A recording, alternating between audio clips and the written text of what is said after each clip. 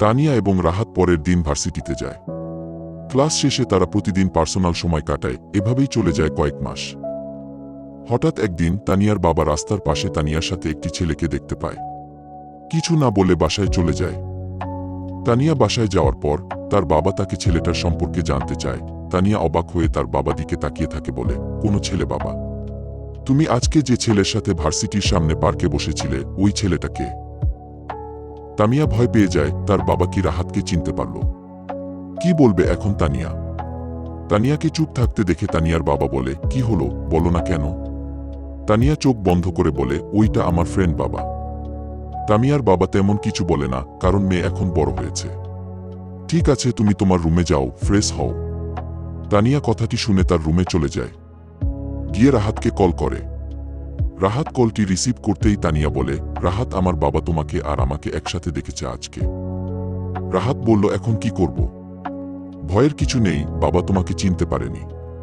রাহাত বড় করে একটা নিঃশ্বাস নিয়ে বলল, তুমি কোনো চিন্তা করো না, আমি সব দেখে নিব। রাহাত কথাটি অনেক কনফিডেন্স নিয়ে বলল।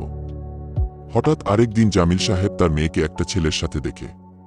সে সহ্য করতে না পেরে তার মেয়েকে ফোন দেয়।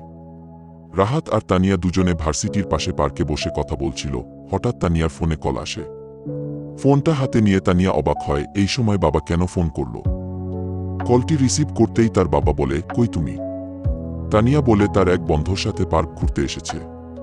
আচ্ছা ঠিক আছে, এই কথা বলে জামিল সাহেব ফোন কেটে দেয়। কিছুক্ষণ পর তানিয়াকে কে যেন পিছন থেকে ডাক দেয়।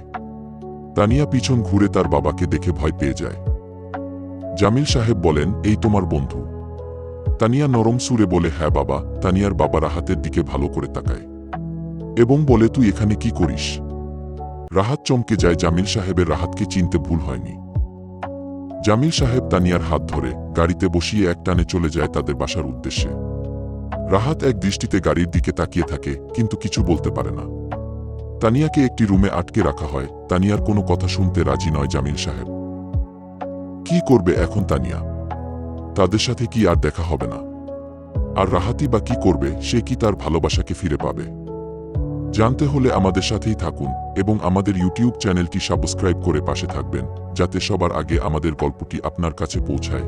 পরবর্তী পর্বের জন্য অপেক্ষা করুন, খুব শীঘ্রই পরবর্তী পর্ব আসবে। ততক্ষণ সবাই ভালো থাকুন, সুস্থ থাকুন। আল্লাহ হাফেজ।